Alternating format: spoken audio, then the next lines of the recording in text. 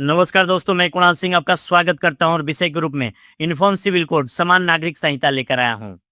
बदलता भारत, बदलती बहस। क्या भारत एक ऐसा देश बनने जा रहा है जहां कानून धर्म से नहीं, नागरिकता से तय होगा? क्या समान नागरिक संहिता सिर्फ एक कानून है या भारत के भविष्य की दिशा?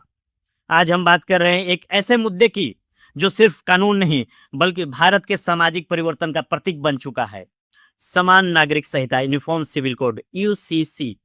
हाल ही में गुजरात विधानसभा द्वारा पारित यूसीसी विधेयक ने इस बहस को एक नए स्तर तक पहुंचा दिया है। अब यह केवल सैद्धांतिक चर्चा नहीं रही बल्कि जमीन पर लागू होने वाला कानून बनता जा रहा है। उत्तराखंड के बाद गुजरात ने भी धर्म आधारित व्यक्तिगत कानूनों की जगह एक समान कानूनी ढांचा अपनाने की दिशा में ठोस कदम उठाया गया है।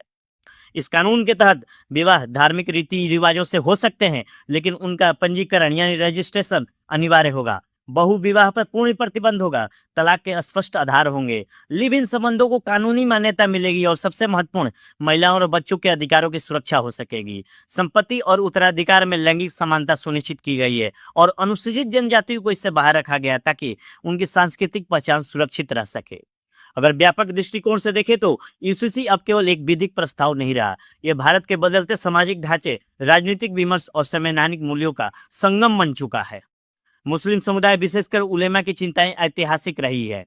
इस पृष्ठभूमि में 1973 में all India Muslim personal law board की स्थापना हुई थी, लेकिन आज का भारत 1970 के दशक से अलग है। शिक्षा, शहरीकरण और जागरूकता ने समाज को बदल दिया है।